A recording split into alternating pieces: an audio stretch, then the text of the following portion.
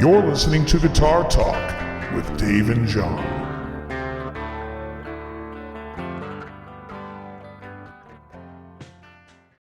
Hey, welcome to Guitar Talk. I'm Dave. Hey, this is Jon. Good morning, afternoon, or evening. Depending on what time of day you're watching this. This, I believe, and I might be mistaken, but I think this is our 30th episode. Wow, really? Yeah. 30 episodes of nothing to say. And all day to say it. Yeah, I think so. Let me just take a look here. Let me look at my files. I believe, yeah, this is number 30. Very good. The 30th, so Jon, I know you were away. 30th anniversary. Yeah, it was good. Everything was good. I was in Portland and Seattle working. So I did that for the week, and then as soon as I literally flew back on Friday, late afternoon. I think I landed around 3:00, loaded my car up, and drove to Orange County for an Elvis gig. Oh, wow. Oh, yeah. Did Kenny Updegraff show to that gig? He did. I think, yeah, I saw a photo he posted. Oh, it was great to see Kenny. He's a good guy. Absolutely. Very cool guy. Kenny Updegraff used to be a Yamaha sales rep while DL and I worked at West LA Music. He's now a sales manager over at SKB. Oh, nice. For all of your case needs. Nice. Stock Kenny Updegraff and whatever the case may be. Yeah. Horrible. Folks, the jokes write themselves. So, DL, let me ask you an SKB question. What do you think their biggest division is? Government, sporting goods and firearms, or music? Sporting goods and firearms. Ooh, that was my guess as well. It is actually government. Really? Apparently they sell a crap load of cases for like industrial contract type stuff for the government. Yeah, Government. Yeah. But I'm sure firearms dwarfs our music industry. Oh, yeah. Well, there's a lot of competitors too. I guess KB makes a certain kind of case, but even Gator makes a case in that style. And then you have, your TKLs, your wood cases. Sure. Yeah. Speaking of Gator, did you ever see that movie, The Other Guys, with Mark Wahlberg and Will Ferrell? Of course. That's amazing. Seriously underrated film. Did they make a second one? I don't know. I don't know. I thought they did, but I didn't see it. I definitely saw the first one and thought it was funny. All right, for a minute, you guys are listening to Movie Talk with Dave and Jon. I'll tell you what I see is I saw Endgame last month. Oh, okay.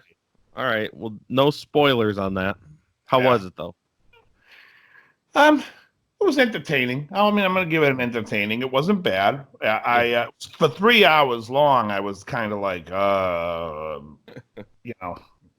could have edited it down a little bit, but it was a little over dramatic at points, but enjoyable still. It was still an entertaining. I mean, it's what you go to a movie for.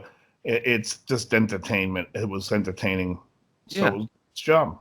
All right. I saw my first Avengers movie the other day as well, just because of all the hype. I finally went backwards and watched the first Avengers movie that they made. Oh, okay. Yeah, it was good. It was entertaining. I enjoyed it. It's not.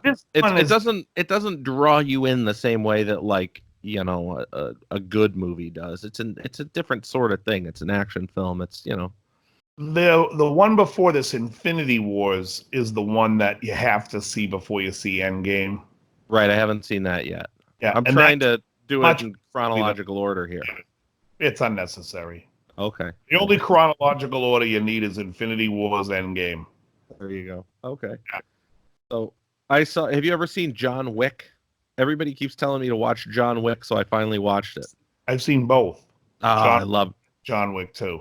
Okay, I've never seen 2, but I saw the first one just a couple days ago, and it's fantastic. What's the name of the hotel? The Continental? Is that? Yeah. There'll be business in the Continental, right? You will not be big business in the Continental. Fantastic. Oh, it's enjoyable. All this over a dog? Yeah, dude, it's thoroughly enjoyable. The second one was enjoyable too. Second one I found a slight bit predictable, but still enjoyable. And I guess they're coming out with there's probably only so far you can take this movie. Well, I mean how they get him in the second one, like how they get him going.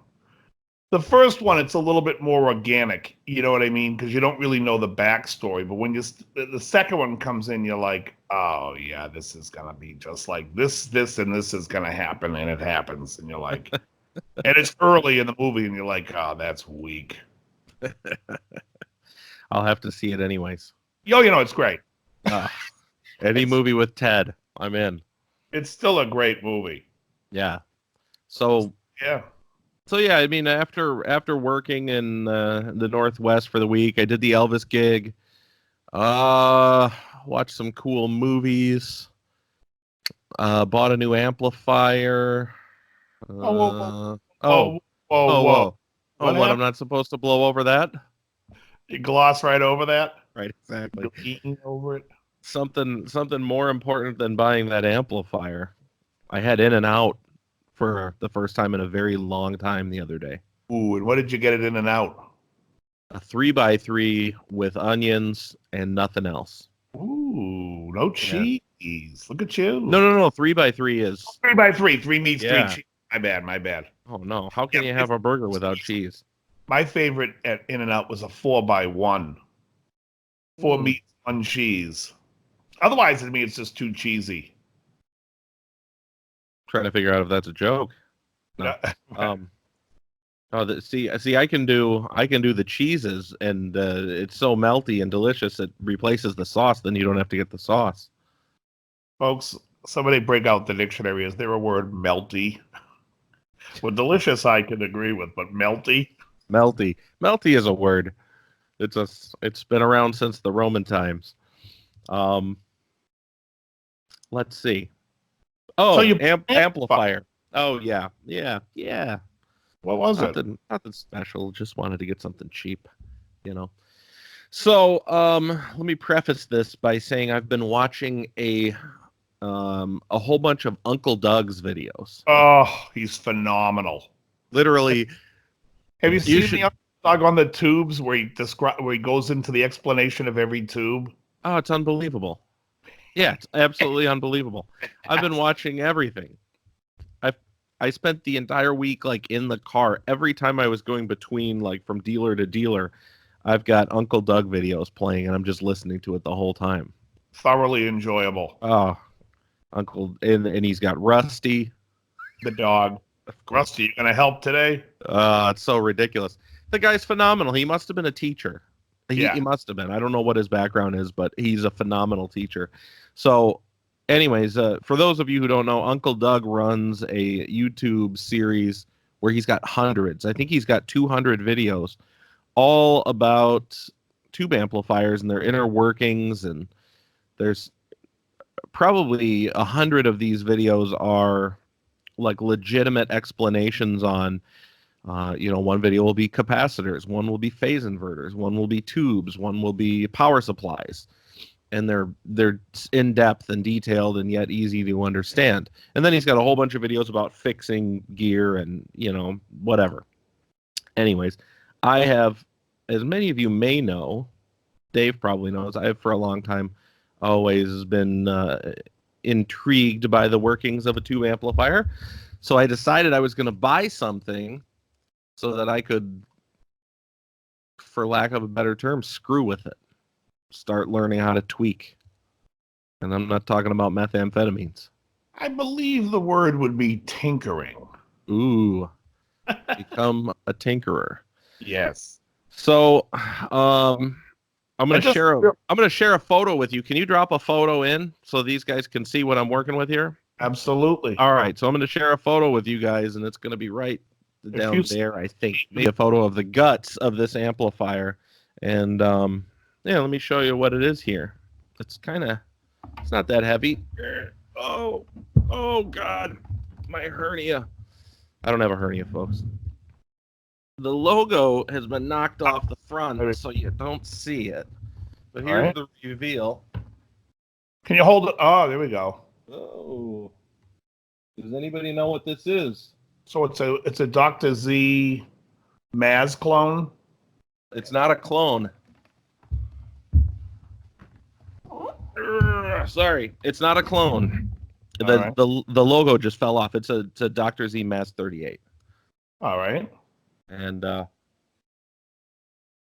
the guy that was selling it was moving to Hawaii. He was retired, and he's like, "Yeah, I'm just getting rid of everything. I'm going." And he sold the thing. I bought it for $700. Wow. All right. Yeah. That's a very inexpensive price for that amp. Yeah, I think so. I think used market on these is usually between $950 and $1,200. Yeah. So I feel like I got a good deal on it. It's completely point to point. It's on a turret board, so taking off components and putting them back on and everything should be relatively easy.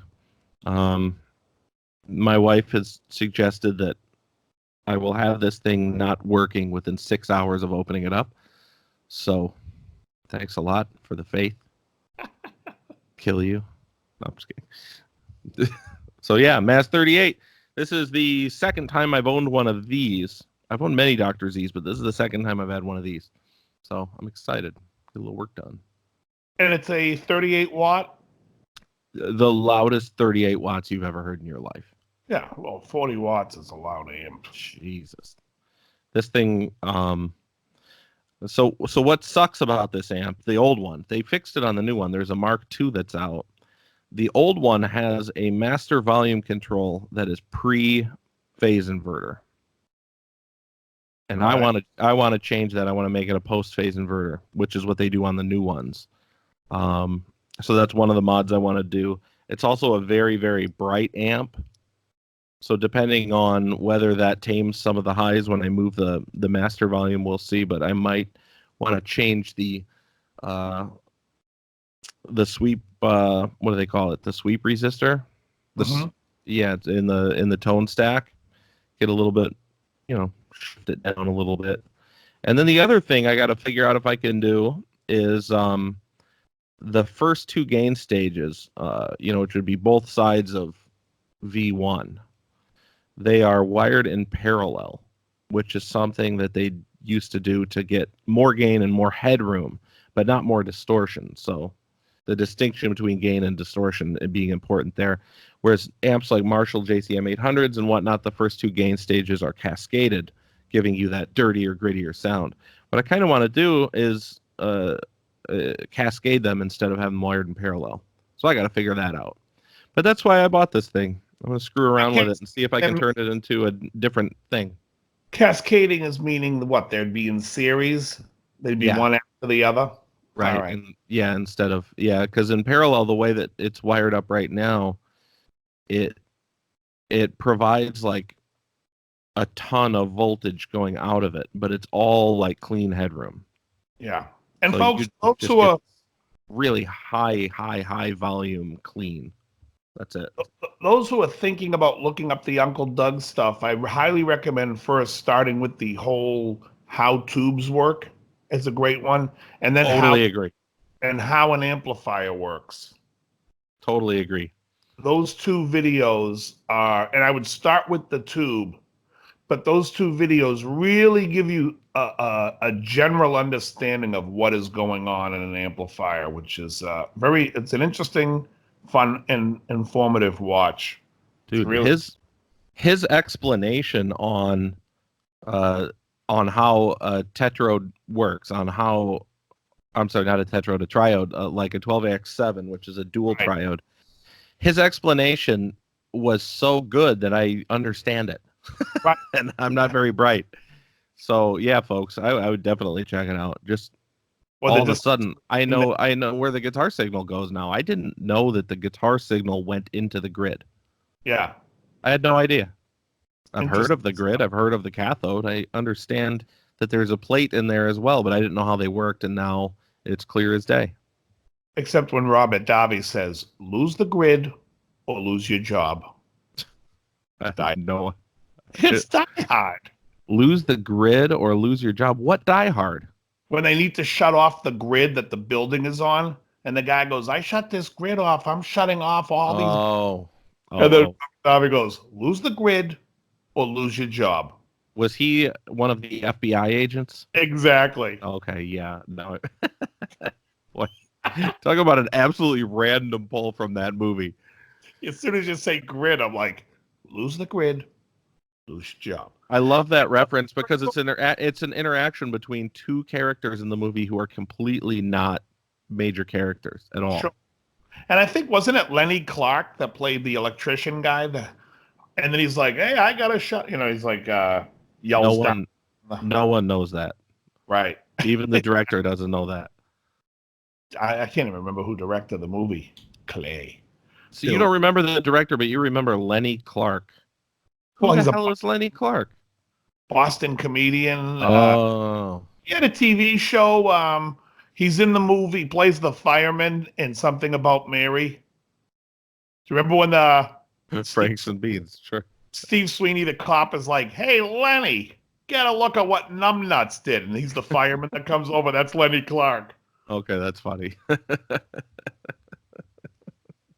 So I had a gig this weekend, and I had an epiphany. I think I might be two Stratocasters too rich. Oh, you don't say. I took a Strat to a gig. I took the red one, and anyone that knows, I bought the red and the black one in 2009. It's a deluxe V Strat. I had the frets jumbo stainless. The pickups in it is the DiMarzio transition and the bridge. In the neck, I have a injector, which is the Paul Gilbert version of the Area 58, and then I have a Pro 54 in the middle.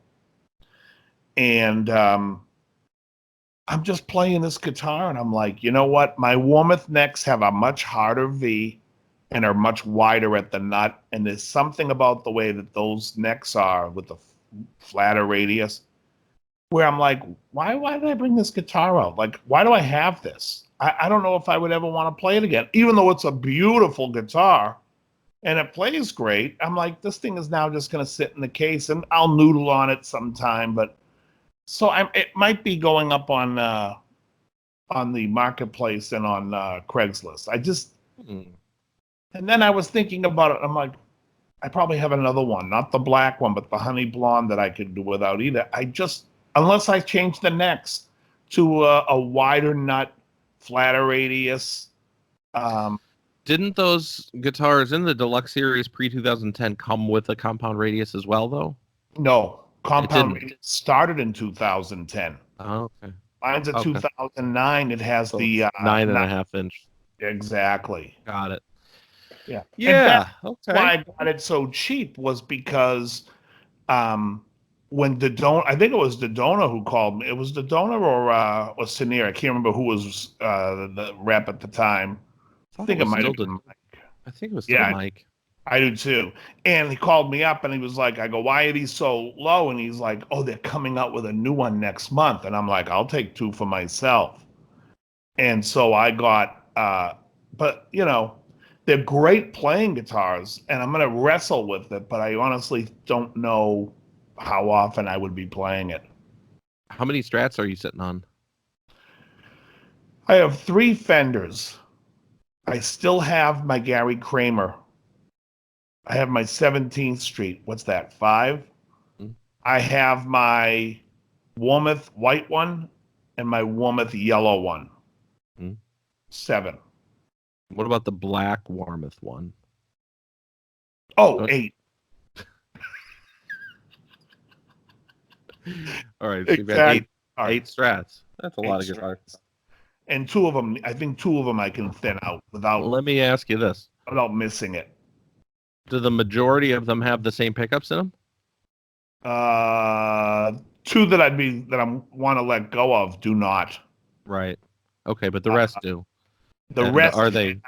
No. The black one has different pickups. The black one has a Fred, an HS2. Oh, right. And a virtual vintage.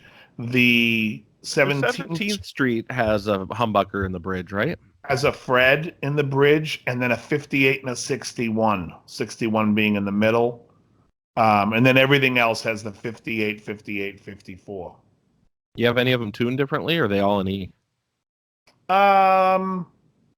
I think right now the black one is a half step down. Yeah, I mean, Sounds like you could have a shape lock up a nut, loop. I don't have to commit it to a tuning, you know. Yeah. The only thing I really have in it whacked out tuning's my Dan Electro's an open G. But yeah, I think two have to go. I don't know yet. I just don't see. I'd much rather have right now the Rick Hayes the Vintage 20 amplifier from Vintage Sound Right. than two guitars. Because I just don't know how often I would play them. That white one I play every day. The white, it was a Mexican Strat, and I swapped. Yeah. And that neck alone, it's like when I play it, it's like. So when I was playing the gig the other night, I felt like I was fighting with because it was like I'm playing in such a small confined area. We were doing it, and I realized that when we were playing Stone in Love. Ooh. Real fast part at the end when he just starts ripping, I'm like, oh, it's just a little tight for me. Where I was like, something about that neck. Got them sausage fingers. Yeah. That's what 1 3/4 nut. Wow, you're using 1 3/4? Yeah. Oh, dang. Okay. Yeah, I figured you were on like 1 11/16, which is what I generally do. No, 1 up. Because I also that's really wide. Yeah. I play that acoustic that I got from Takamine, and that nut is the size bigger than a 1 3/4. It's big. It's like oh wow. Yeah. It's like I think a 16th bigger. So what would that be? 12, 13, 16. 13 16ths, I mean, yeah. Yeah, that's pretty wide. Yeah.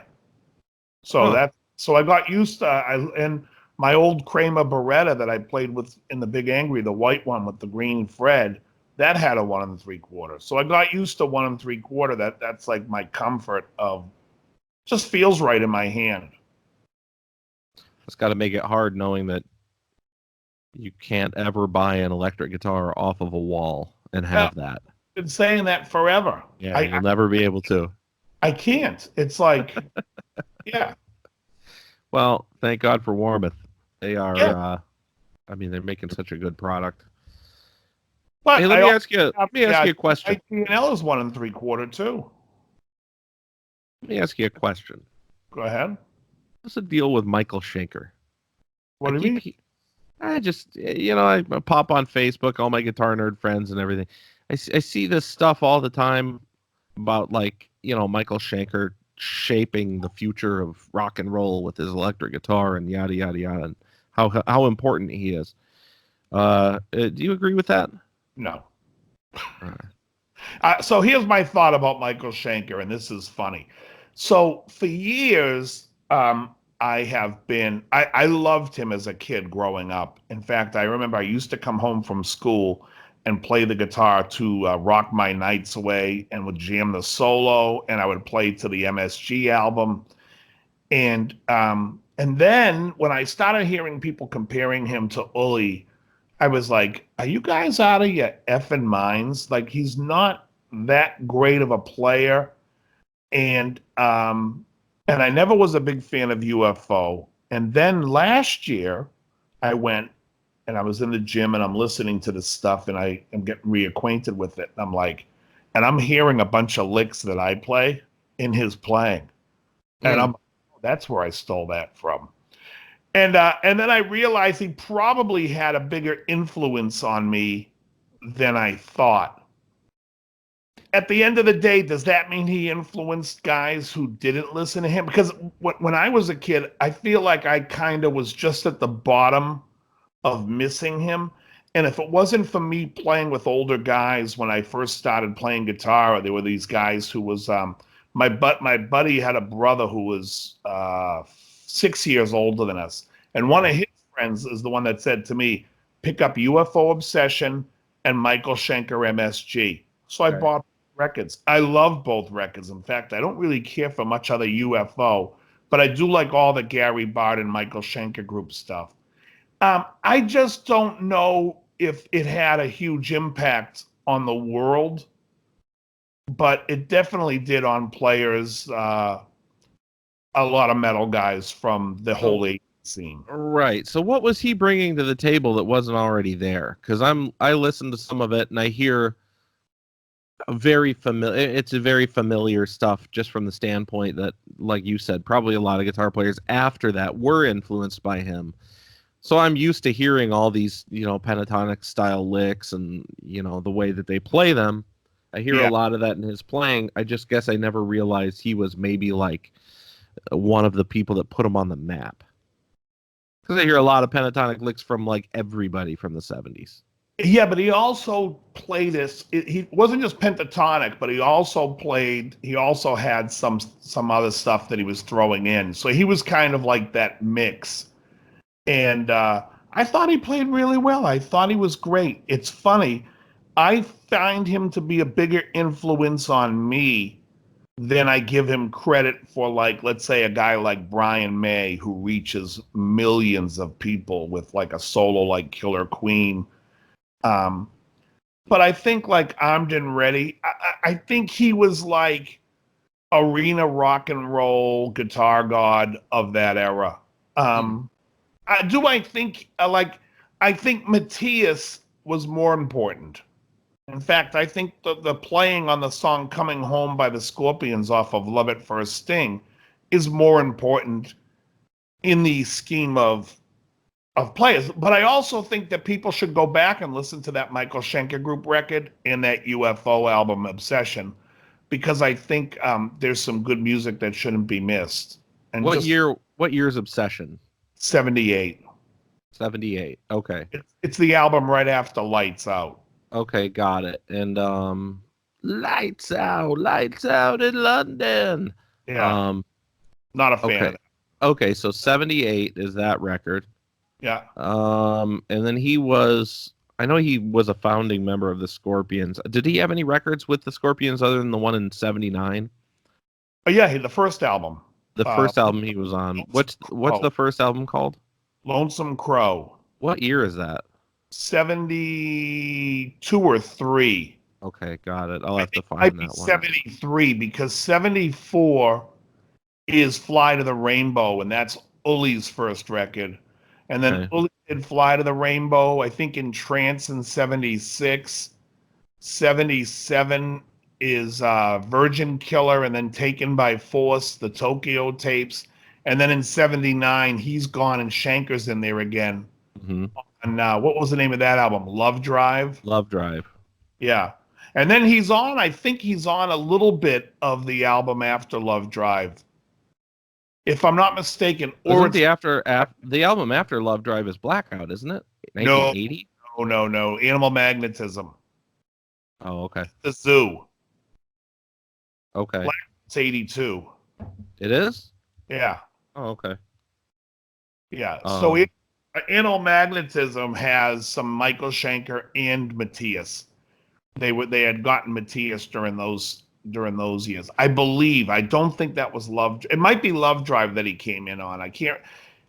Schenker came. No, that's right. I read that this morning. What's that? I was thinking about it this morning. I read that this morning. Love Drive was the album that he came back on. Most of the album was written, but I guess he contributed to like 3 songs. According to history, and then according to him, he says he contributed to the whole album, but you know how that goes. Sure. So yeah, that was Love Drive. Yeah. No, my question was, did he play the whole album, or did Matthias come in on Love Drive, or did Matthias? I can't remember if Matthias came in on Love Animal Magnet. No, he would have come in on the next album, because they said that he recorded the record and supported it on tour, and he quit. So he quit at the end of that tour. Okay, yeah. So Animal Magnetism is the first one with Matthias, with the Zoo, and you got to give. I was going to say, I don't think, from what I read this morning, I could be wrong, but I don't think that Schenker recorded any of Animal Magnetism. He may have written some of it on tour, but he didn't record any of it because he quit at the end of the tour. Well, that record. I mean, when you hear Matthias, you start to hear the formation of the pop version of the Scorpions, which I believe is a great version. Right. people are funny because they're like, oh, the Scorpions would never be the Scorpions without Uli. Well, Uli was like he's a player amongst himself. He's much more like, it's a guitar centric. He's a guitar centric player. And I feel like Matthias is more song centric. He's serving the song. And as much as I think Uli is a better player, Uli's serving himself. Well, yeah, I listened to, what's the 77 record called? Take him. No, Virgin. Is it Virgin Killer? No, not that one. What the hell was it called? I listened to it this morning. It might still be on my Apple Music streaming. Taken by Force? Taken by Force. I listened to a little bit of that this morning because it's got like Sales of Charon, which... Right. Great. Which I remember, hearing like an Yngwie cover of it. So I figured I'd give Uli a listen and see what I think. You can totally hear where Yngwie comes from when you listen to Uli. Right. And the same thing by Ritchie Blackmore. You listen to either of them and it's like, oh yeah, I see where that came from. Right. And I gotta say, I just, the Schenker thing, maybe it's because of how I came up, because I came up really, I did the Metallica and Megadeth thing before I started playing guitar, and that was like my introduction to like heavy guitar music and whatnot. But as soon as I got a guitar and started diving deeper, Yngwie was the first one that made me go like, what in the hell is this? Right. He was, that first one. So it's still to this day when I hear like that vein, that strain of guitar player, it catches my ear a little bit, which is why I think I like Blackmore and some of the Uli stuff I was listening to, it caught my ear. But it's funny, between those two guitar players, I think Ritchie Blackmore is a more exciting guitar player to my ear. It's more visceral sounding than Uli. Uli sounds to me like more polished. I guess it depends. I think the Fly to the Rainbow, Uli has some great moments. He has great moments on everything. I'm a huge Uli fan as far as like his technique and technical playing, where I wasn't much of a Ritchie fan. But I do like Ritchie Blackmore's songs better. So at the end of the day, I enjoy that aspect of Ritchie Blackmore. And Ritchie Blackmore deserves a lot of credit. Yeah, I think they were out early. When did Purple hit the scene? It was in the 60s. 68. Considering what they were doing, they weren't doing the same exact thing as everybody else that was out in 68. They had a different sound. Yeah, they did Hush, was a great tune. They had a cover of Kentucky Woman, the Neil Diamond song. But then they, when they got, well, see, that's what I was going to say, was Ritchie is the guy, I mean, he's probably his own worst enemy, because he hears stuff and influences him, and he's like, I want to do that, and you're not the guy to sing that. So then they went and they found Ian Gillan. Right. They did the Ian Gillan thing for years, and then Elf opens up for Deep Purple, and he says to Ronnie Dio, let's go. Let's do this band. And they start Rainbow, which basically firing the guitar player for Elf. The first version of Rainbow is basically Elf with Ritchie Blackmore on guitar. Then he fires the band after that first thing. And then after the third album, he says to Dio, I don't want to do songs about dragons and kings anymore. I want to be a rock band, and I want to have more of a pop thing that's going on. And they got Graham Bonnet, and that lasted a record. And then he found Joe Lynn Turner, and that was the... Yeah. But it's changing. It's very true. Yeah, he's always changing, and but he changes by getting the different singer. But I also think in himself, he does a great job of morphing into what he wants to hear and still keeping his identity. So I think in that respect, he gets a lot of kudos from me. And also, I also like the fact that he's not shy about telling where he stole songs from. Because I think when you're working on material, as a guitar player, in your head, you're like, I always love the groove to this song. Therefore, I wanted to kind of copy that. I mean, and even Jimmy Page says the same thing. When he wrote Black Dog, he was trying to channel Oh Well from Fleetwood Mac, Peter Green's Fleetwood Mac. So I think I like Ritchie Blackmore. I think in his watching the videos now of him talking, he's definitely a calmer guy. I think he was probably in his heyday one of the biggest dickheads around. Probably. Yeah, I just think that's probably how he was. And you either got it, like I always, when I was playing with Erin Ann and we were doing that thing, and she would always call me. She's like, if somebody wanted her for a gig and she wasn't getting enough for it, I would step in and be like, pay her this. And and she would be like, you are the ultimate asshole. But it works. You know what I mean? It's like it works for them because it's like if you know what you got. And I'm sure at that time, Ritchie had a vision, and I'm not saying I would fault him as a dickhead. I was saying, I sometimes side with the dickheads. I'm just saying he probably was a dickhead to everybody, but he's creator of the stuff. It's hard to, right. It's like people always say, they talk about Soundgarden. I know you're a Soundgarden fan, and people are always like, I wonder why they just walked away. I don't have to wonder why. Listen to the last album they did in the 90s. Up for the, what is that called? Down for the Upside? They had some killer songs on that record, though. Yeah, 5 or 6 great songs by Chris Cornell, and then the other guys wrote. That's true. So my point is, how does Chris Cornell walk away from it? Well, he can go make a record where he has 12 songs on the album instead of 6, because the songs on that album that I think dragged it down were the other guys going, we want to write too. Now, not taking away from Matt Cameron. Matt Cameron wrote Mailman on Super Unknown, and I love that song, and I think he's good.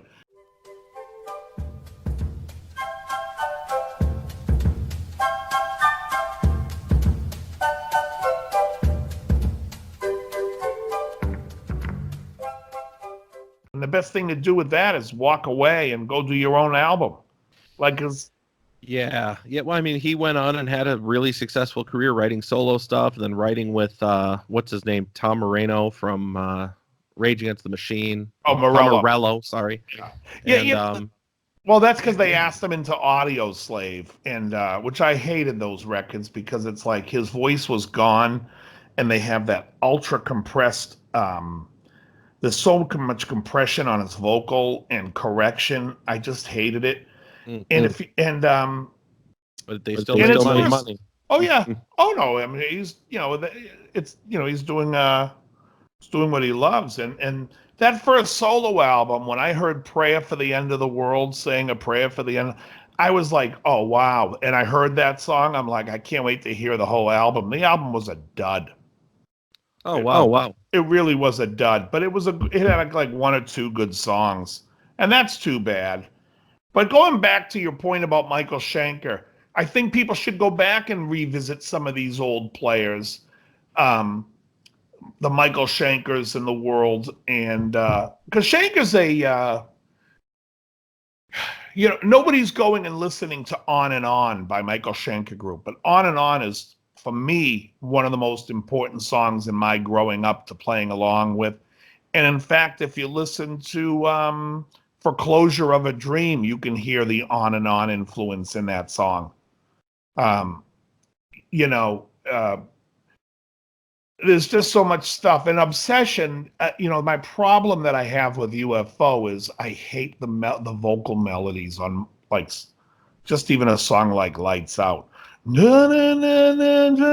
It's just the weirdest melody. That's not something to sing. But on that album, Obsession, for some reason, they play more of a classic rock style, and it's not so much a UFO style. And I love that record. I'll have to give it a shot. Yeah, but I think so. Let's try to figure this out. Name some guitar players that you think that you overlooked and went back, and I'll see if I can come up. I mean, Schenker's definitely going to be one for the ages, because I think anybody who's younger than, let's say, if you're younger than 45, you probably missed the Michael Schenker train. Well, I mean, let me say this first and foremost, because this will give you a little bit of a view into my psyche when it comes to guitar players. And when I go back and say, I think I missed this or I missed that, it might make more sense. I really like a guitar player that's extremely talented, but sounds like it could go off the rails at any point in time. Like I say, like, I'll use the word visceral. Some players have that skin deep sort of a really aggressive style about them where when you listen to it, you're just like feeling it. And then there's other guitar players who are just so polished that they might be the most talented guitar player in the world and I could just give a shit because it's just not exciting to me. But what I was going to say is when I listen to Ritchie versus Uli, Uli's definitely more polished sounding to me. He sounds like he's got the technique down so much more, and Ritchie sounds like any minute, he might have to do another take of this solo, but then he comes out of it, and it's great. I'd say the same thing about Yngwie versus like Guthrie Govan. I listen to Guthrie Govan, and I'm just like, yawn.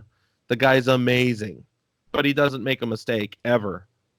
And it sounds like doesn't have any songs that I care about. No, and I get that part of it, but I mean, just listening to the phrasing, it's just like you knew that you were going to perfectly nail every single note in every single phrase, and you thought ahead 5 phrases, so you already have it all mapped out, and it's just not exciting. Right.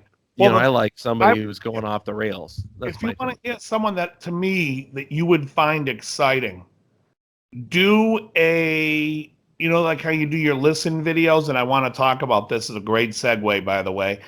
The listen video, listen to Armed and Ready by Michael Schenker Group.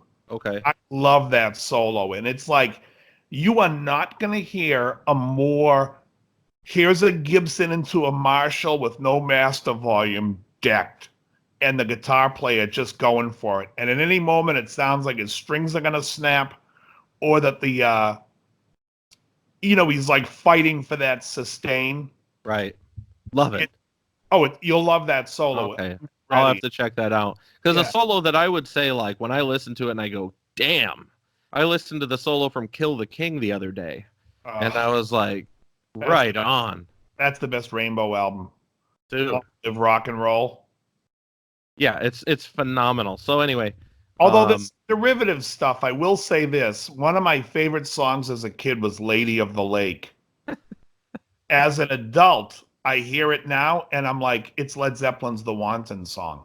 He just stole the Wanton Song by Led Zeppelin. It's also got stupid lyrics. Oh, yeah, no. All the lyrics. I mean, it's Dio. Dio writes the dumbest lyrics. No, and I love them. Yeah. I mean, but that album had what? Kill the King. That's the one you said, right? Yeah. Gates of Babylon, I think, is on the record. Long Live Rock and Roll. Lady of the Lake. That's so good. Is The Shed on that album, or is that the first album? It's a great record. I loved that album, but I'm telling you, check out Lady of the Lake is basically the Wanton Song. Learn how to play one, you can play the other. Right. But, so the other day I'm watching 2 college kids hearing Subdivisions for the first time. That was the name of the video. So if you Google it on YouTube, it's two college kids for the first time hearing Subdivisions. And the whole time they're like it's hilarious. But it's funny with these for the hearing stuff for the first time, because I wonder, like, one of the kids got long hair and he looks like he's a complete probably a huge Rush fan. And they're also like, when we heard the third song, Xanadu, they're both in love with Rush. Xanadu's great. How are they not listening to it the second they hear one that they like? How are they holding off for, you know what I mean? I'm not so sure. Is this the first time you're hearing this? Because, if you heard, like, you listened to that 24/7 Spies thing, so you probably listened to the whole album then a few dozen times. So how can you then go say, I'm going to hear this one for the first time? It's like, you've heard them all pretty much on that. You know what I mean? Especially like a band like Rush. But I was thinking about that, and I was like, I wonder if I were to do a video of hearing a song for the first time, what the hell song would it be? I know you know what I mean? I know so much music. It would be really, I guess, it's funny. I played a Wishbone Ash song the other day. It came up in my feed. People always ask me in my thing, can you do a song by Wishbone Ash? I'm like, isn't that salad dressing? What the hell are we talking? And then I'm like, that's just Wishbone. What the hell are we talking about? What the hell is Wishbone Ash? I had no idea. I can promise you, there's stuff that's out there now that people listen to that you've never heard before, and it's all terrible. But Yeah, that's new because I'm stuff. an old man now. Right, but I'm looking to find stuff you want to find stuff that people really love. So anyways, I listened to this Wishbone Ash song yesterday, and I was like, I wouldn't have a lot of good things to say about it, which I think is the point, not the point of the, people love watching somebody. The whole point to these videos of like, here's me reaction videos to the first time I've heard a song is people want to see the reaction positive because the only reason they're looking is because it's a song they like. Yeah, And they want not legitimization, but what's the word I'm looking for? Oh, you're right. They want to be pacified, basically. Yeah, validation. They want their opinion validated. And the thing with it is, it's like, how can, like, if I were to do it, like, if somebody played me the Wishbone Ash song, I'd be like, yeah, there's nothing to this song. This is why I've never heard of them. It doesn't ever elevate to anything. This is why they never had a hit outside of England. It stinks. Did you ever hear the one that I did about Ariana Grande? Yeah. Yeah, that eventually got flagged. Oh, it did? Yeah. Well, how did it get flagged? It was some sort of a copyright thing in the U.S. Bullshit. I'm sure it is. You should have fought it. Yeah. You can critique somebody's thing, play this and play it because it's fair use. I could go back and figure it out. I don't know how to do it. You'll have to show me how to do that. As of what I understand right now, it's only viewable right now outside of the United States. The thing that's funny about it, though, is that, like you're saying, everybody wants to be validated. So I post this video, and I'm just honest about it. I don't particularly find her to be in the echelon of great singers, like the Whitneys. I just think she sounds mumbly. She's got pitch, but she's got no definition to the words that she says. I just think that music is so vapid. It's like, what are you talking? I just can't stand it. It's like, everything today is, and I used to blame rap stars for this whole style of music of look how great I am. Look, I got a limo. I got this. I got that. And now I'm going to upset some people. It started with Kiss. You listen to Destroyer and it's like, and it's like all they're singing about is, you really like my limousine. Everything is just a bragged, like, we're successful. It sucks. That's why I hate that effing record with a passion. Because they didn't really even have that, except maybe Room Service, but they really didn't have that type of, that just bullshit, like, look how much money we have and we're stars. We're stars. Oh, man. But I'll tell you, though, these videos where people are like, hey, I'm going to watch Boston and you're going to see me watch it for the first time, So, yeah, the masters at that are those Lost in Vegas guys. Well, yeah, they're because those guys are black. And those guys come from a different style of music. And that is thoroughly enjoyable to watch somebody from a different culture listening to a different culture's music and then commenting on it. Completely different than here's two college kids that probably listen to Rush anyways, listening to Rush. You want those, if those two college kids want to hear songs, play a Spinners song. Let me hear you listen to the songs that you didn't grow up with. You know what I mean? That's why I enjoy the guys from Vegas. It's because, and the world is so upside down because, you shouldn't mention that they're black. They're all, everyone's the same. Look, we all come from a different culture. We all grow up a different way. I grew up Jewish. So to me, a corned beef sandwich means something different to me than someone that's probably never had it. You know what I mean? It's like, You've never had a corned beef sandwich. Fucking punch you. What? No. Exactly. No, but some people haven't. Some people don't. Greatest. Deli food is. You go to the Midwest, they're like, what the hell's that? But the point I'm making is, we are all different. We shouldn't be sitting there saying we're not, but we should say we should embrace it. There's nothing wrong. When I was 22 years old, I joined an all-black funk band in Boston. And they gave me a list of songs, and I was like, what the hell? Who the hell is Slave? I never heard of a song called Slide. Who the hell is Lakeside? I mean, all these bands, I'm like, what the hell are the Ohio players? And then they were like, oh, and I'm like, I think I know this song, but they were giving me deep cuts. And I'm like, this, and then I was like, can we do this song? And they were like, let's do a Led Zeppelin song. And when the guy started singing to me what he thought the lyrics were, I was like, what the hell are you singing? And he's like, I have no idea. I've only heard the song once. I'm like, what? So it's like, and that's a really nice thing. It's when you take, so I'd say if somebody wants to do a video and you're white and you want to do a video, go take another culture's music and listen to it. Now, there's a woman who drives me nuts. She has a video where she's a vocal teacher. And all she does is British woman? Yes. She's the worst. All she does is watch metal and kiss the ass of, oh, listen to how Rob Half, oh, listen, hear how he does, oh, I love his diction. Oh, I love this. Shut up. Right, I mean, she's listening to Jeff Tate. She's like, oh, how wonderful it is. She's just pandering to the people who want the validation. And it's like, I'm listening to one where she comments, the person's pitch is going way out. And she's like, oh, that's so great. I'm like, yeah, that should be re-recorded. I mean, it was just, it annoys me to no end because I feel like her whole channel is just pandering to the metalheads that want to be validated that here's a vocal coach that's saying that Rob Halford can sing. Okay. Right. I noticed that on all of her videos too, she's got the thumbnails. At the beginning of any video when you're looking at the YouTube screen, you're picking, not only the title but the thumbnail next to it. And all of her thumbnails, she's like, right. She's got this look of amazement for anything, and it's just like, dude, this is such bullshit. Yeah.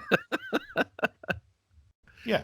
Yeah, I can't handle that. I watched like a half of one of her videos, and I was like, it's not the same as, like I said, the Lost in Vegas guys, where they've actually got something a little different. There's a different approach. They're coming from a different place. Yeah. She is just clearly pandering. And there's so many of these vocal coaches out there, vocal coaches. Right. I think, honestly, you could say that you're a vocal coach and start doing this stuff. You know enough of the dictation, or not the dictation, but enough of the lingo. So, look at. Yeah, it's nuts. But the thing is they're out there pandering for, like, who do you want me to do next? Do Iron Maiden. Oh, listen how wonderful this vocal is by Iron Maiden. Meanwhile, they're listening to him singing live. He's got a two whole tone vibrato range, which sounds absolutely ridiculous live. And she's like, oh, listen how wonderful that vibrato is. I'm like, you couldn't be pandering. Like, no one coach is going to sit there and say, oh, that sounds fantastic. Right. But they just want, it's the pandering. It's like, oh, I feel validated. I like Iron Maiden, and she said they're good. I love Iron Maiden, but I don't want to hear some vocal coach sit there and tell me how great Bruce Dickinson is. I can hear how good he is. He's all right. Right. He's had his good moments. He has bad days. I love that stuff, but I don't need to hear from a coach telling me it's wonderful, like Rob. And then in the same breath, she's saying how great Rob Halford was, when he in some song, and he's like, it's like, folks, it does. Let me explain this, and this is something I saw in Randy Bachman's when he was. Randy Bachman was in an interview talking about Neil Young coming back from L.A. And Neil Young was like, yeah, I'm singing now. And Randy Bachman's like, you can't sing. He's like, yeah, it doesn't matter.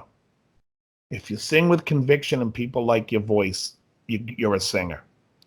There's a guy named Bob Dylan. This is like 1964, 65. Anyways, it's so true. I can sit there and hear a guy who can sing like Michael Bublé, and the sound of his voice is like nails on a chalkboard to me. And then I can listen to Tom Waits on the Blue Valentines album, Eddie Grease's Buick. Got 4 bullet holes in the side. And I'm loving it. And it's Right. moving. It does not matter. If the person you connect with, like Celine Dion supposedly has a phenomenal voice. I hate the way she vowels words. I can't listen to her voice without every hair on my arms saying run. I Right. hate it. I hate it. But again, at the same time, I can listen to a singer like Sarah McLachlan and say, I could listen to this girl sing all day. I could listen to, you talk about Ariana Grande. It's the same thing. Ariana Grande's voice, it might be technically a good voice, but it's nothing and it does nothing for you. Whereas you could hear a girl who sings maybe not as well and be like, there are people who feel that Bonnie Raitt has a wonderful voice and it moves them. It doesn't move me, but I understand because I don't think she has a great voice, but I can like in the song "Nick of Time," it's somewhat moving. Or "I Can't Make You Love Me." It's a moving song, and she connects more than she would if Celine Dion sang it to me. You know what I love?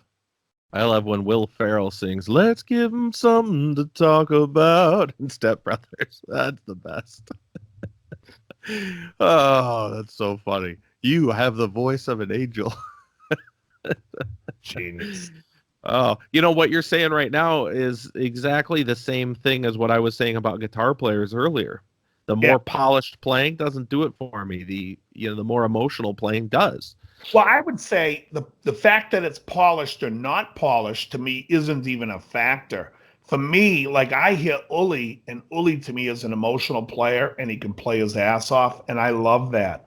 When I hear guys like, there are guys who can just shred their ass off, and for you could even take a player like Steve Vai.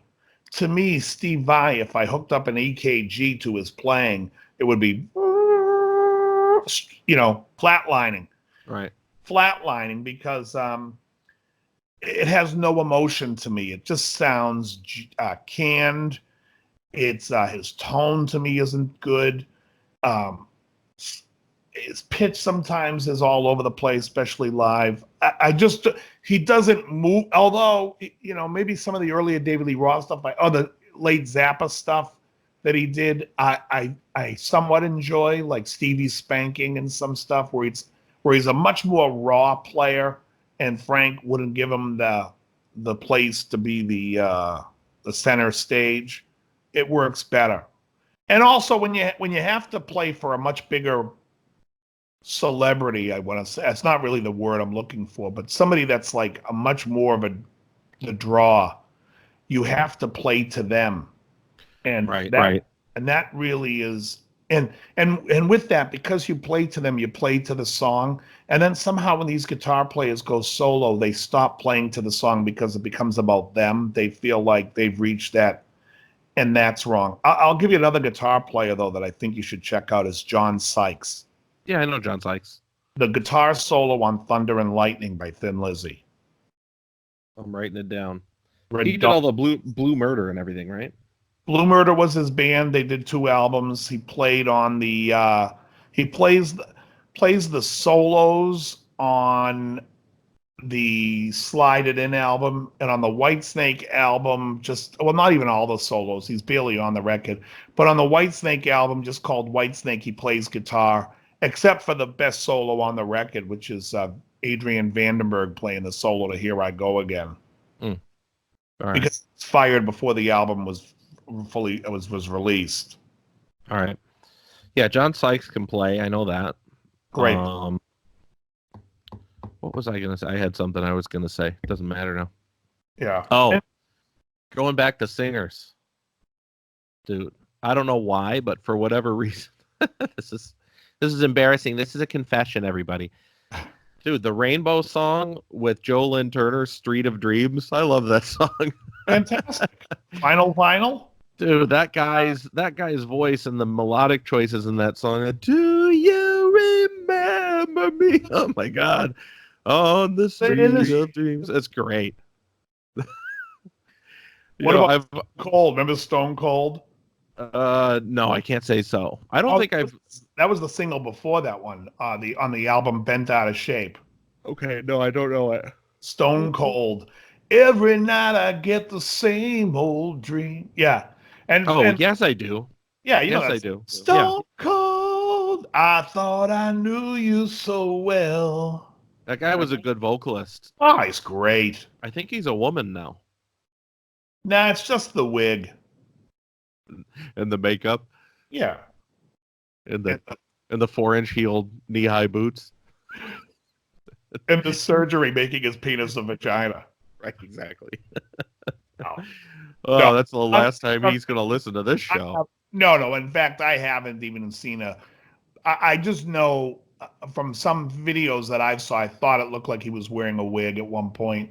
But he's phenomenal. I even loved his solo record with Endlessly on it. That was a great song. Oh, that was right after Rainbow broke up. After Street of Dreams, he did Endlessly, which was a great song. Great record. Great. You know, my daughter finally got on the Journey bandwagon. Oh, nice. Yeah. I've shown her Journey before, but she connected with it this past weekend. A couple of songs, and she was like, these guys are really good. Yeah. So there's only a matter of time, folks, before white women like Journey. Yeah. In this case, it was almost 8 years old. That's what it took. I'll tell you a great song by Journey that doesn't sound anything like Journey is off the first album called Of a Lifetime. Is it sung by Greg Raleigh or is it? Yeah. Yeah. Okay. That's probably why it doesn't sound like Journey. Oh, it's fantastic though. What was the song that they had that was a hit that he sung and it was early? Well, it's not that early. It's the fourth album. Oh, but it's like the only one that's really probably well known. Well, he sings two. He sings Anytime. Ooh, anytime. That's the one that I'm thinking of. That was the first album with Steve Perry. That's their fourth album. Right. Anytime, and he also sang Coming away with a new kind of life. How you feeling? I'm feeling that way too. But it's called Feeling That Way. And then on Feeling That Way, Steve Perry comes in and sings the chorus. When the summer's gone, she'll be there. Same album called, look that one up. Feeling That Way is a great song. That's a good album. That's Infinity. Yeah. So it's too bad Joe Lynn Turner never really made it. He had a good voice. He had a really good voice. Even the album that he did with Yngwie was the best album that Yngwie did. I mean, in terms of like pop songs. What was that album called? Odyssey. Odyssey. Okay. I always liked Trilogy. Oh, I can't stand Mark Bowles. Oh, he's terrible, but I love that. Oh my God, that guy's voice is just grating. That was. No, I agree because Trilogy had Trilogy Suite on it, which is amazing. Yeah, and Queen is in Love. Is that on that record? Right. Yeah. Love that. I love the to me, that was like the first album since Alcatraz where Yngwie actually carefully crafted songs. Right. For me, anyways. And I thought that was like important. To me, it's all about the song. And so like a lot of these guys like Yngwie, it's like, you know, when the first album came out, Evil Eye was probably the only song that I could stomach. Well, Icarus Suite, isn't that Icarus Suite's cool, yeah. Yeah. I mean, that first album's mostly instrumental. There's a couple of terrible songs with Jeff Scott Soto. And I like Jeff Scott Soto's voice, except I think that the production was so cheap. They didn't have time to like re-record the auto-tune things, and there's a lot of pitchiness on that record. And there's also a lot of bad melodic choices on that record. Do you remember that song? It's like, now your ships are burned and the evil has returned. Oh, it's just like, dude, what are you doing? Yeah, well, I just thought that was like, was Now Your Ships Are Burned on the first album, or was that marked out? Oh, okay. That was the first album. Yeah, I didn't care, like I said, yeah, I love the Alcatraz record, and then I thought when Yngwie came out, it was like, he's just making it about him. And then it took until Trilogy for me where I was like, Yes, oh, okay. was. What? Yes, he was. Yeah, and then Trilogy came out. I'm like, okay, at least now we're song centric. Get it out, bow, bow. Get it out, bow, bow. That one's great. I'm telling you, because like I said, it's like when I heard that, I was like, oh, okay, now this guy's trying to play rock songs again. Right. It was outside of the. I was watching a hilarious clip of Metal School when Steel Panther when they were Metal School and they were doing interviews and they asked Satchel who his influences are and he's like Bach, Paganini, and C.C. DeVille. He stole your bit. Well, it's kind of reversed it because I always say it's two Right. regular guitar players.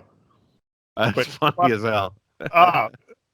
He's like, I listen, and he's like, I'm classically trained, and they're like, really? He goes, no, but I listen to classical music, and they're like, and then like Ralphie's like, you do? And he's like, no, but I listen to Yngwie, and they're like, oh, okay.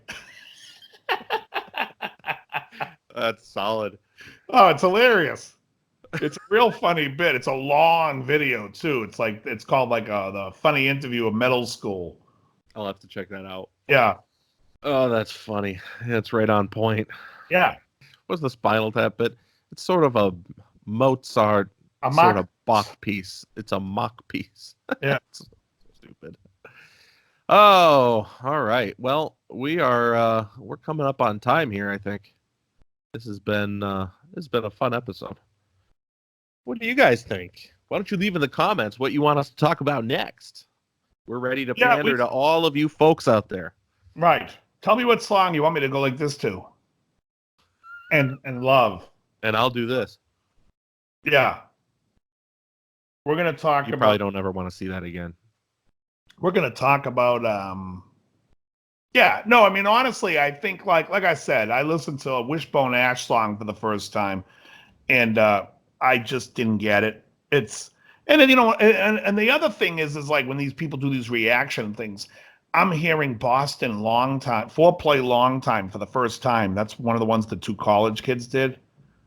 What did you live in a cave? I don't even care. I don't even care if you're not. They're in college.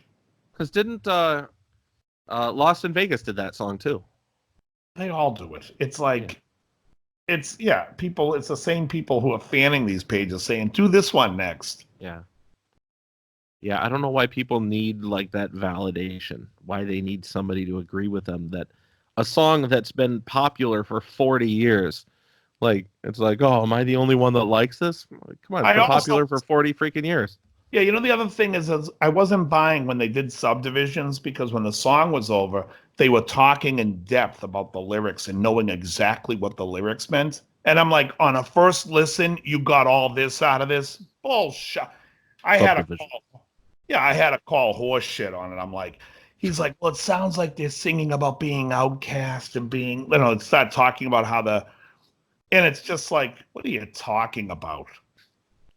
Their very first listen, and as the song's going on, they're like, in just a second, he's going to switch to 5/4. Right. This is the first time I've ever heard this. Right, exactly. I was like, what the hell are you talking? In depth, like, first of all, who can even hear what the lyrics are half the time? But these guys are getting into an in-depth conversation about it. You know what video kind of let me down a little bit was Rick Beato, who I like, has a video series called "What Makes This Song Great." Yeah, I as much as I like Rick, I can't watch somebody's opinion of telling me why a song is good. Well, the reason that I had a hard time with it when I was watching it is I was waiting for like something that maybe I'd never quite picked out of it, like a highlight. Like, what makes this song great is the uniqueness to this particular thing. I thought that there was going to be like an Easter egg in there where I say like, oh, cool. I never thought of it that way. But all the video was him literally just breaking the song down, the entire song. Right. And it was like, I was hoping like you were going to give me something that makes it great, not just explain to me what I already know about the entire song. So that was a bit of a bummer. Do you know who the guy is? He has a mustache and beard and he's like, he's foreign. He's got a great channel. He's a good player and he always talks. And he has a video where he says, why people are playing this AC/DC song wrong, and why is this, and it's a lot harder than you think it is. Okay, hold on a second. I watched this video this week, and I called bullshit on it right away. I did not like the video. Unbelievably the worst video and the most useless. It's like, I don't have an idea for a video. I'm going to make a big deal out of people playing Highway to Hell wrong. And you know what the fucked up part was? He's blaming the guitar players for the drummers not knowing when to come in. All those guys played the song right. All the drummers came in wrong. And he's saying they're playing it wrong because they're not counting where one is. They're because it goes 1, 2, 3, banana. But they're not playing to a click. They're playing free. The drummers are just sitting there on their ass. The drummers are the ones who aren't counting it right. And he's blaming the guitar player. You're not playing the song right because you don't know you're counting. You're coming in on 3. I know I'm coming in on 3. Tell the drummer behind me that I'm coming in on, that the banana, that's the downbeat of 1. Right. But that's the problem. And that was his whole thing. And it was like, what an, and especially I called bullshit immediately when he was like, I don't care if you're going to play it this way or that way. It's it's all about the timing of the drum, where the drum comes in. That's what you think is so, it's like it was a terrible video. Horrible video. And it was like, what an embarrassment. Like, this is you telling people, I'm going to tell you a song that's difficult. And not only is it not difficult, you're telling the wrong person how to play the song. The guitar starts the song. You know what it's like? I'll tell you you want to know what a difficult song to play is? You want to talk about having the right count and making sure your drummer has the right count. It's called All Over Town by April Wine. Because the first note of the guitar sounds like it's on the downbeat of 1, but it's not. It's on the upbeat of 1 and. So it's like, and it's so hard to get right. And when you listen to it, when the drums come in, every time I'm like, oh my God, what is that? Like, why does it sound so off? Because you think that the downbeat of the first guitar riff is on 1 and it's on 1 and you have to nail it. And you have to hear it. You have to count it to play it like that. I thought that he was going to have something cool when he said something about the timing, that even coming up to that. But where it's just like the guitar goes banana, and that last comes banana, boom, get.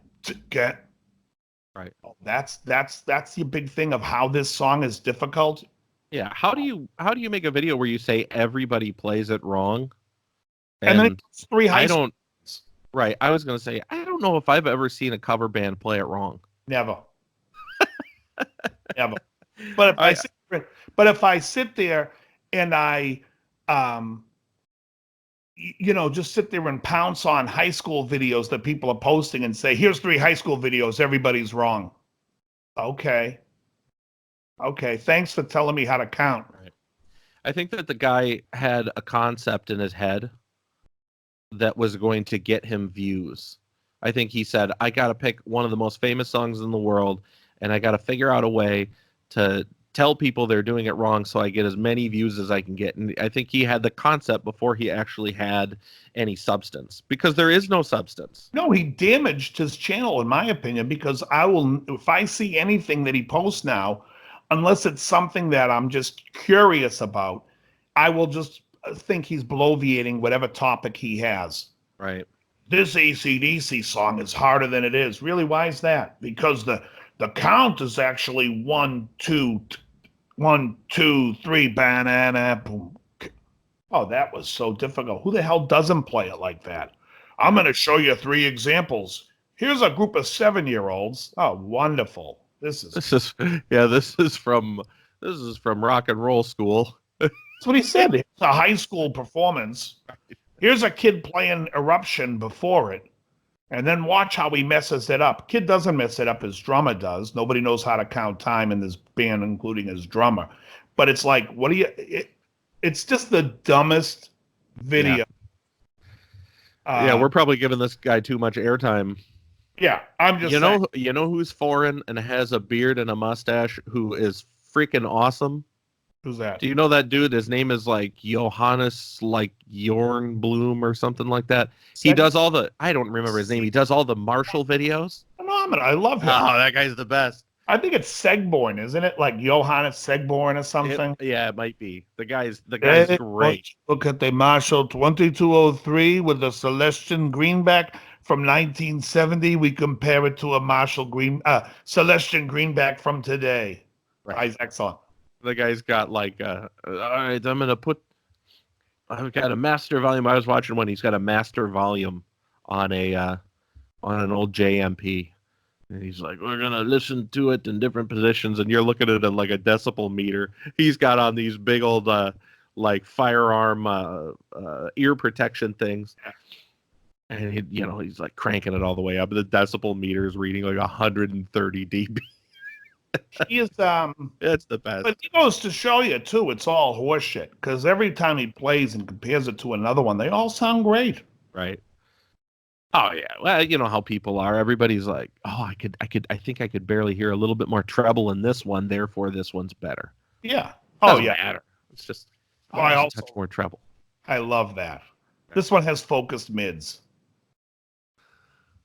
Focused mids, folks. That's just the fucking dumbest. I don't even know what focus mean. Focus on your playing. Right. Yeah. You know what I mean? If I was in a studio and I said to my engineer, "Can you focus the mids?" He'd be like, "What do you want me to focus them? What does it mean, focus the mids? It has more focused mids. Louder mids? What are you saying?" Do you say to your engineer, "Can you make the top end a bit more buttery?" Yeah, right. It's like the most nonsense. I'm going to have focused mids.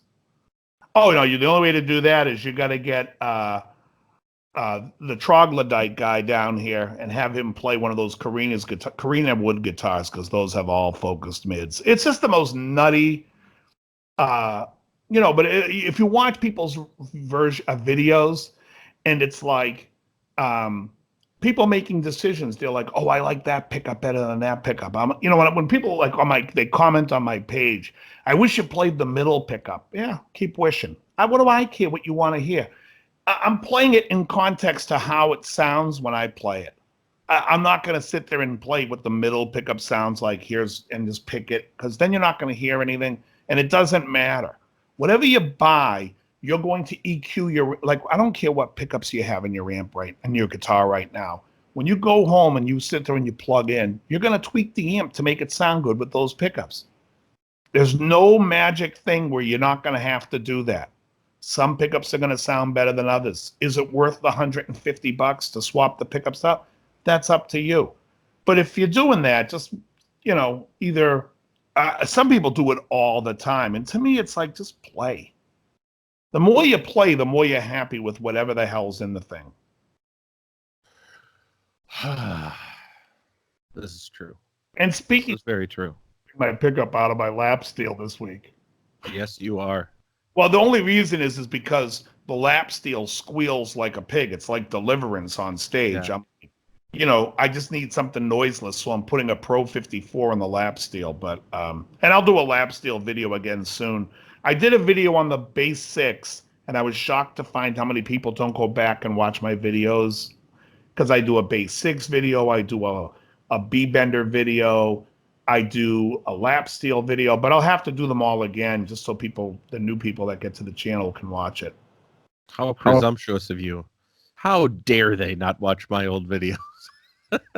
Saying they don't, and they're there. No, because they write comments like, "I never seen this before. This is great. I want to get one." And I'm like, I have videos prior, Nah. And I'm like, these things can go for $3,000, $4,000, whatever they can get. Did you ever see that video of the guy with the hearing aids? No. Oh, come on. Nope, don't know it, but I like the sentiment. He's like, "Dad, I love you." What? I heard you the first time. It's like, oh yeah, that's a father and son. That's a couple. That's the highlight of the episode right there. Exactly. All right, let's wrap it up. All right, very good. I will talk to you during the week. We'll try to figure out what we're going to do for next week. And other than that, very good. Giddy up. Catch y'all later.